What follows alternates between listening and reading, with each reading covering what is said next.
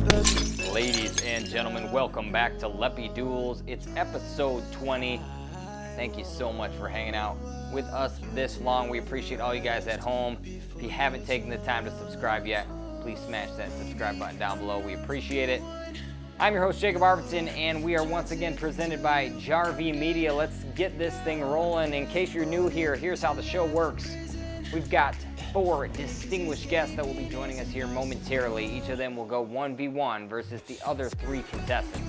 Now, within each duel, each contestant is going to have 1 minute to deliver their points on the assigned debate topic, along with an additional 20 seconds to respond to their opponent's comments. After that, I, as the host, will determine a winner of each duel, and the first one to fill up their scoring bar wins the episode. Easy enough. Let's meet this week's cast. First up, defending his championship from episode 19, he's the brand manager at Great Lakes Disc and the winningest participant in Leppy Duels history, Brian Frawley. Taking Brian on in the first round, he's a touring professional for Latitude 64, coming off a top 5 finish at the Kansas City Wide Open. Give it up for Kevin Kiefer. Our third contestant this week is a 2-time winner on Leppy Duels and the owner at Crew 42, Zac O'Heran. And rounding out the cast this week, the winner of the first ever Leppy Duels episode way back when. He's sponsored by DGA, touring professional Trevor Harbolt. Thanks for joining us, all 4 of you. I am excited to talk some disc golf with you guys this week. First question, Brian is going to be taking on Kevin. I want to hear from your guys' point of view. Is it okay to be implementing rule changes mid-tournament like that? Brian, take it away.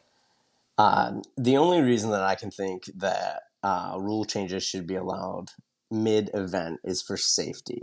Outside of that, I think you look at the PDJ rules about changing a course. You can't do that mid-course, even though we may have accidentally done that in Worlds a few times. In general, like, there's no real reason outside of safety. Weather is obviously a safety issue, so if you have to change the amount of holes or tee pads get washed out or things like that, that's a good reason to change a rule.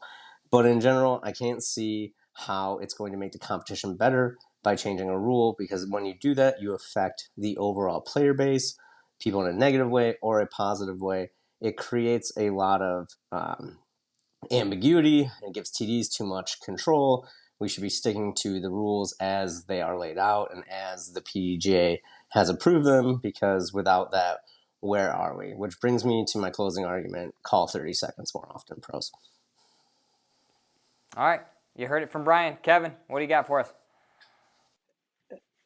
Yeah, I absolutely agree with the safety aspect of a rule change. Like, sure, in the case this week, we had Gannon, where he was thrown over the top of heads of people on 13 from hole 12, but also the integrity of a hole. A lot of times, I feel like we kind of forget that Mandos and OB lines are to make sure that we're playing down the correct fairways, and I feel like all too often, like, stuff gets overlooked.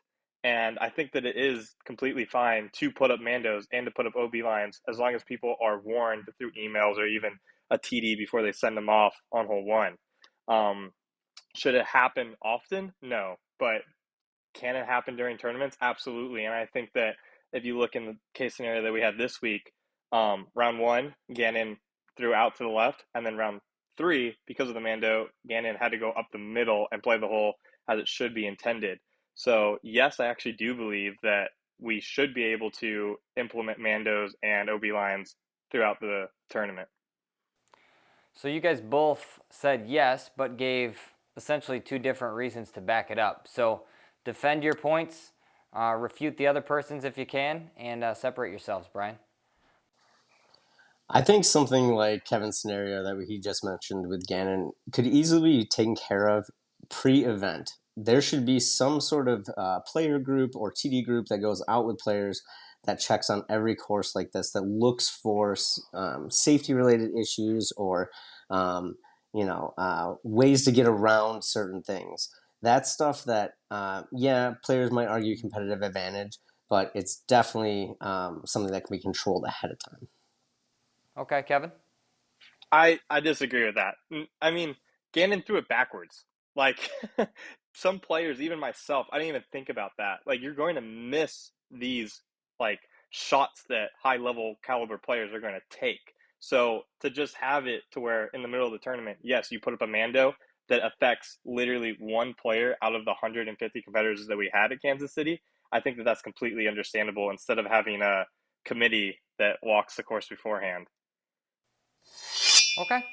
So this is a toss-up, honestly, a little bit neck and neck. Brian had an advantage being able to go first, saying the safety thing, which I think is the obvious answer. Kevin's got the on-the-ground experience from this past weekend in Kansas City, watching Gannon throw what he threw and seeing the result of that and seeing the changes that had to be made because of that. So he's got the advantage being on the ground. So you both had an advantage in your own way. I do like what Kevin said, but I am going to go with the stereotypical answer here, the safety reason. I think that's the best reason to change something mid-tournament. So Brian takes duel number 1, sends us to duel number 2, Trevor and Zac, the Kentucky State Championships.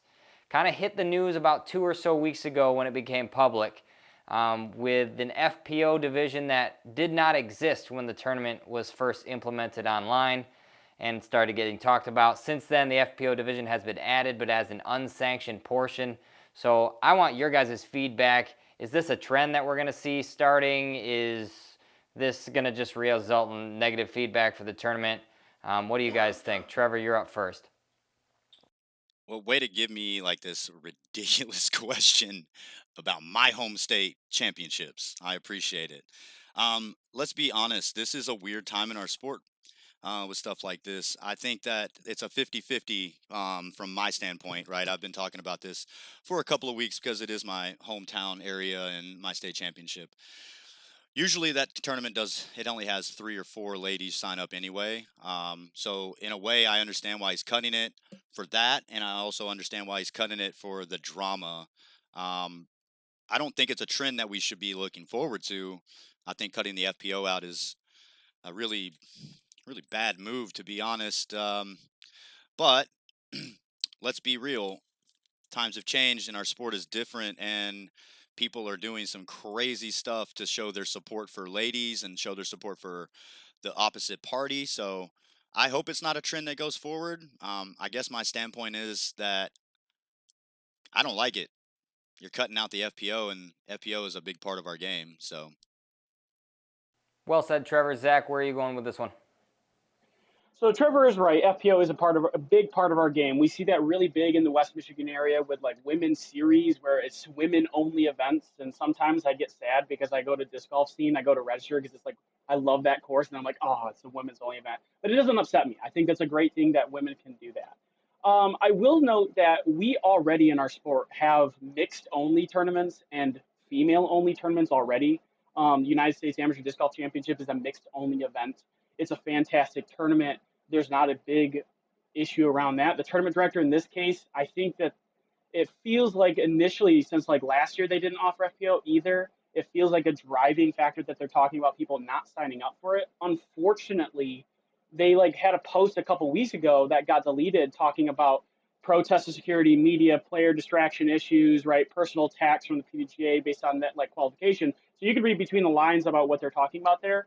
But opening back up an FP division there, like, but not sanctioning it, I just isn't the play here. Either commit to this being a mixed only and letting it be that, and I don't think that's a huge problem if it happens once in a blue moon. But like this seems like it's getting into a gray area. There could be legal battles for this. I don't like the move either. Okay, Trevor, you heard what Zac had to say. Again, similar takes-ish from you guys, but you did make different points to back it up, which is important. So answer him and double down on yourself. okay, so it's like this. The tournament director is I'm not throwing out a name, but you can go look up on the PDGA website and see his name. He's not been the best tournament director. People don't go to his tournaments all the time anyway. So it's just a weird situation, right? Like, I don't think that taking the FPO away and then bringing it back is a smart move. It's like trying to save face, especially when you're making it unsanctioned. That's even dumber to me. So I think the whole situation is crazy and stupid and just out of this world. And I think our sport needs to just like take a step back and remember where we came from. Well said. Zac? Yeah, I think Trevor just kind of backed up my point there, saying like, bringing FP back this just isn't the play here because it's kind of a conflicting message here, especially considering about the situation, the debate that's going around disc golf with the FPO field. Like, You're right. He's agreeing with my point. That's just not the play here. Making it a mixed only event and justifying by saying that we've only had 8 women in the last 6 events, if that's your justification and it happens once in a blue moon, it just is what it is. If that's what your justification is, and again, we have other tournaments that are mixed only. That's not a big deal. I don't think this needs to be a big red flag. But like then trying to backstep it and be like socially accepting by putting this in just doesn't do anything. It doesn't prevent the people that you're potentially trying to keep out of the event, and it doesn't do anything for women's disc golf to promote it. It's just a weird play here. So I just don't get it from the TD's perspective. But like I said, Trevor agreed with me. I think it's a weird move. It's strange for sure. Okay, so both of you guys, before I get into a winner of this debate, had great points. Trevor, I think it's important to highlight what you said right off the bat, which is just laying out the facts. Hey, a lot of FPO players don't play this event to begin with, so it's pretty scarce in that regard, and I think that's an important point to make to kind of see both sides here. But Zach's right. You did back up his point in your own rebuttal, so Zach's going to take the win here in duel number 2. Duel number 3. Trevor, you're back up, but Kevin is going to be going first. You guys are tackling this past weekend in the Jomez coverage. Yuli made a comment about Ricky being really terrifying to chase down when he's in the lead. I want to hear from you guys, 2 touring pros. Who is the most terrifying to chase down in a final round when they've got the lead? Kevin, take it away. Yeah, I think Paul actually hit it right on the head. Ricky is undoubtedly the hardest person to catch when he has the lead. He gets into this, he calls it like his blackout zone, where he just is playing. He has no fear. He goes for shots and he just executes and he can't miss. Other people have had leads and they've gotten caught. Ricky is one of those guys where when he gets the lead, he's leaving everybody in the dust. I think the Preserve was the perfect example of that. Came out with the hot round, second round. It was like, came out stale, and it looked like for a second he was going to lose it, and then he just made this incredible putt on 11. After that, he just went off on the rest of the field. So yeah, I'll have to lead with Ricky, and I have 17 seconds left, but I've got nothing else to say. Fair enough. We'll take it. Trevor, who's the hardest to chase down? Well, I mean, you know, if he's going to go with Ricky, I'm going to go with Paul, right? Like, first of all, he's got 5 world titles to Ricky's 2. So when he leads a championship or when he leads a tournament, he just continues to go. I mean, we've seen him, shoot an 18 under at a couple of courses when he's in the lead already. So I think Paul's one of the hardest to chase. And while Ricky is awesomely hard to chase down, I don't think that many people chase down Paul, especially when it comes to a title on the line. And when he puts what you said, something about Ricky being in blackout mode, well, Paul Macbeth has something called beast mode, and when he goes into that, it's really hard to catch that guy. So, and I got 25 seconds, and I'm done. Neither one of you want to use your full time. Hey, that's fine. Kevin, we got a classic Paul versus Ricky battle here. Defend Ricky. So first off, Paul would probably be the definite choice with having 6 world titles. And sure, Rick only has 2, but Rick also won the Disc Golf Pro Tour points last season by a mile and had the Player of the Year from the Disc Golf Pro Tour standpoint. Also, Ricky had the most earned cash there. I mean, I feel like we're getting into an argument about who is the best here, and we're not arguing that. We're talking about who's uncatchable, and I think Ricky has made that statement over and over and over again. With Paul, all of his world titles except for the one in 2015 and 2016, I would say, were the ones that it was like, okay, sure, it was actually close. Both of his last couple were because he won off of 1 or 2 holes. And recently, like USDGC, his last world championship, they were both like literally playoffs. So I don't know. I can't. Yeah, I'm good. Closing statement. All right, Trevor, he called you out. Can you save face here? It's fine. Yeah. I think he used up more time in this than he did the first time. But what I'm going to say is this, is while Ricky is hard to catch, you told me all these stats, all the tournaments he's won and all these things. I get it. But I still think that Paul is the hardest man to chase down when he's in that mode. While Ricky is great and he gets his raptor legs going and he starts banging putts, Paul is just that guy that it doesn't seem like anything like bothers him when he's on the course and when he's chasing down or when he's going and people are chasing him down. Nothing really bothers him. So he's just so consistent when he's ready and winning. And it's just hard to chase that guy down when he's in that mode, man. So I still got to go with Paul. While I think Ricky's hard to catch, and I think Calvin's hard to catch, and I think all these guys are hard to catch when they get a lead, I think Paul is the guy that's the hardest to catch. I respect both of those opinions. I think they're obviously the two top choices. But I got to ding Trevor a little bit for not knowing how many world titles Paul has. So Kevin's going to take the win here in duel number 3. It's not that I didn't know. I just forgot. Brian and Zach, you guys are up. You guys are going to be debating the best 3-hole finishing stretch on the Disc Golf Pro Tour. I'm curious to hear your thoughts here. Zach, you are up first. Go for it. Hey, I want to front this by just letting you know that I made a list and compiled all sorts of notes. I watched all 75 holes of the tour because I didn't remember some of them. So I have a lot of information here. I should probably use Trevor's 25 seconds that he didn't use, but I won't. There are really 5 courses that really stood out to me that have good, strong finishing holes. And by finishing holes, there's like a parameter that's really interesting to me. If it's eagleable, it needs to be hard. If it's birdie, it needs to be doable. Par needs to be doable if you mess up the tee shot. Bogeys need to be possible, and big numbers are bonus points. And the course that does that for me the most is Jonesboro. That event at those final 3 holes have those elements both to 16, 17, and 18 in some way, shape, or form. 16 being very difficult with a water carrier. We saw one of the greatest save shots of all time with Paul McBeth's forehand there in years past. 18 is extremely dangerous off the tee. Big numbers can come there if you are off target. This course does all of that in those 3 holes. Not saying it's the best course of all time, but those 3 holes, finishing down the stretch, anything can happen with a tight lead card.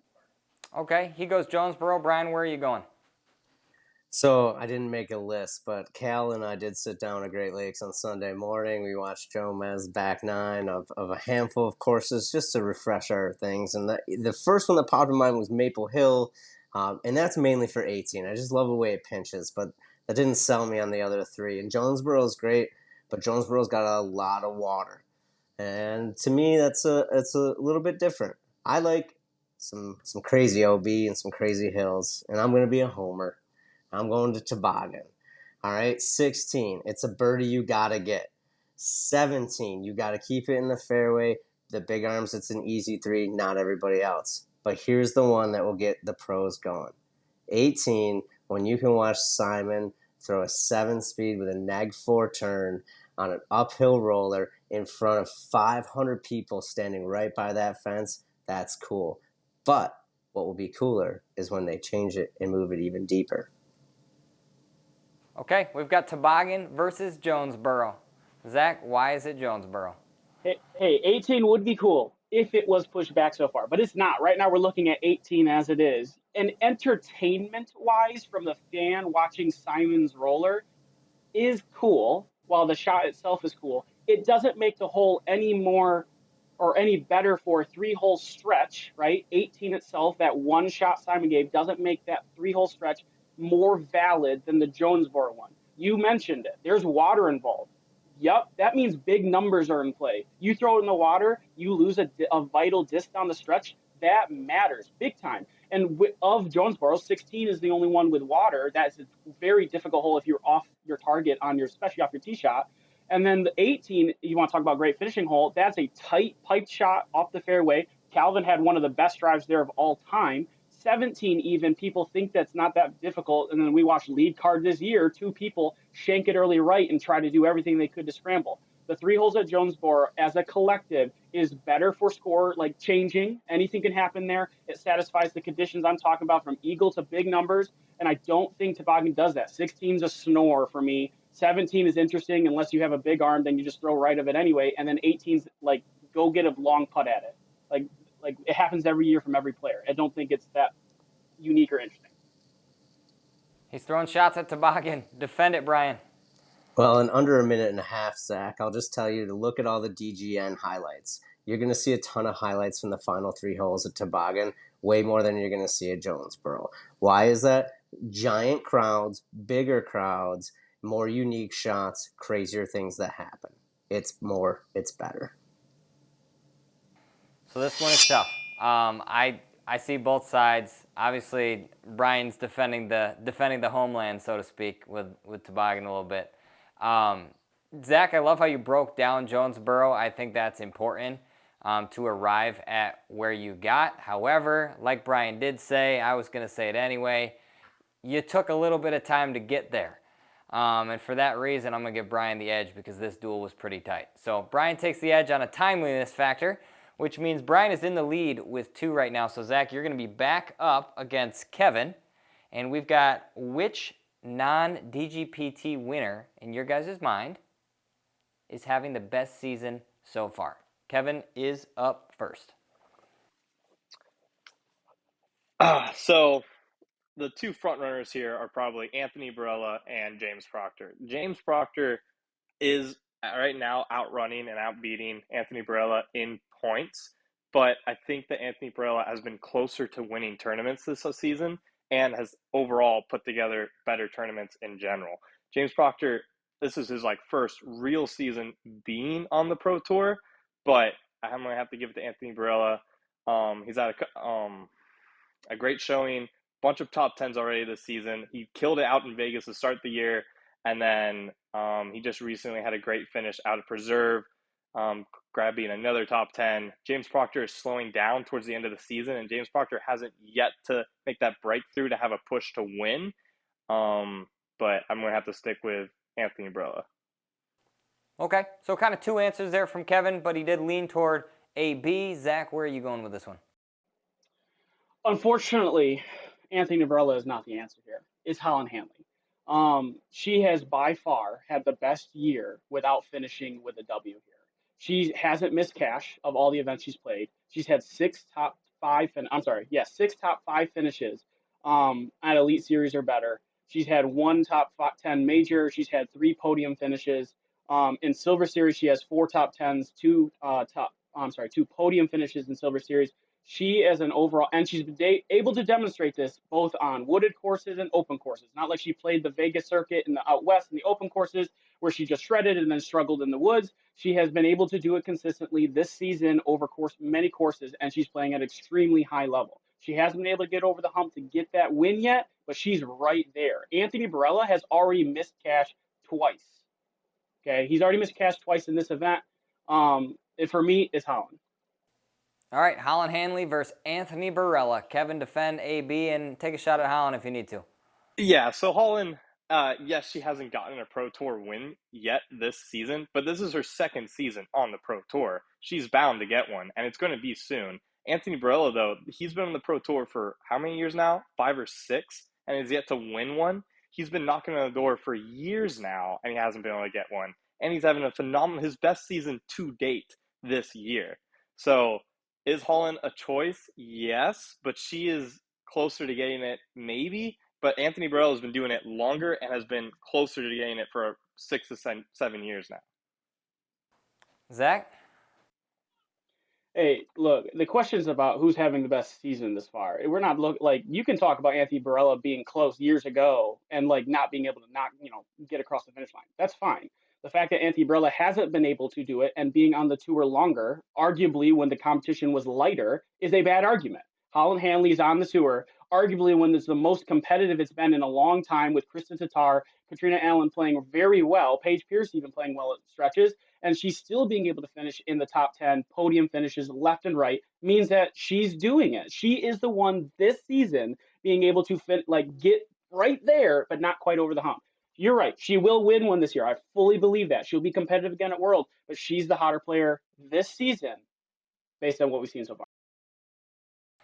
Well said, Zach. I can't disagree with you, especially when Kevin defends your point for you. So Zach takes the win here in duel number 5, sends us to the final duel, Trevor and Brian. Trevor, the only one standing in Brian's way of another clean sweep on back-to-back episodes. Pressure's on, my man. You are going to be up first, Trevor. We've got a question about headphones. Should they be allowed to be worn in sanctioned events, specifically on tour? Trevor? So what's better about not winning Leppy Duels is beating Brian and not letting him win. So I have been arguing this point for probably 3 or 4 years. When I was on the board of directors for the PDGA, I made this point to say this. I do not think that headphones should be allowed in our sport. And I have a few points on it. And first of all, of course, we always go to safety, right? Like, you can't hear somebody yelling 4, you get hit in the head, you go to the to the doctor, you get 5 stitches, you're paying some bills, you might sue somebody, who knows. Other than that, there's also the fact that now I'm a musician. I've been a musician for a little while in my life, and timing is everything. And I know that there's timing in music. So if you can perfectly time the music and perfectly time your shot, I think that helps mentally. And also, it's just kind of rude. Let's be real. Like, if I'm asking you how many times you need to write your score down, what is it? Is it a 3 or is it a 4? And you can't hear because you got both earbuds in blasting Britney Spears or whatever you're blasting, then it's kind of rude if you ask me. So I don't think headphones should be allowed. I don't think there's any other sport besides cycling that allows headphones. Okay, good points, Trevor. Britney Spears is blasting in the ears of somebody on tour, apparently. Brian, where are you going with this? So shout out to Disc Golf Twitter for helping me with this answer. They came up with all of Trevor's answers as well. Safety is obviously the number one. Timing was a few of them. In general, the rudeness, the I don't want to have to ask you your score 10 times came up a lot. But the one that I thought was most interesting, the way I lean, I don't think they should be allowed, even though there are a lot of touring pros like Holly Finley who responded to this and said they should be allowed. I don't think they should be allowed for this reason. And maybe it's the skeptic in me, but I think there's an advantage. You don't know what they're listening to. They could be talking to someone 400 feet down the fairway, getting an update on wind. You really don't know what's going on. I think that's something that should be looked at and addressed at. We do have live scoring, and people do kind of know what's going on. But if you're up next on the tee pad and you've got that in your ear and you just found out somebody missed a putt, it gives you the opportunity to go safe or aggressive. It's something to think about. Okay, Trevor, you heard Brian. What do you got to say? That was the dumbest answer I've ever heard. What are you going Metal Gear Solid on us, bro? This is disc golf. You think people are talking up to fairway 180 feet to see how the wind's blowing? You're ridiculous. Get out of here. Headphones shouldn't be allowed. Brian lost. Wow, he's calling the result already, Brian. Defend yourself. If we have athletes in our sport that have admitted to doing steroids, I think we would have athletes that would try this to get an advantage. So it's something to seriously think about. I don't think it's something to joke about, Trevor. And I'm sorry if someone's doing it to you when you lose. I lose every tournament. Good points from both of you. Brian, I do think what you brought up is important. I think it's something to think about, and it could absolutely be something potentially happening that people aren't aware of. So something to think about. But Trevor's points, he had the advantage of going first. He hit enough of them to round out his argument well enough off the bat. So Trevor, mission accomplished for you this episode. You beat Brian, and you forced him to go to a tiebreaker with Zach. So Brian and Zach, you're up in the tiebreaker. Brian, you're leading us off. It's a simple one. Should the word Frisbee be allowed to be used in disc golf? What's the association there, Brian?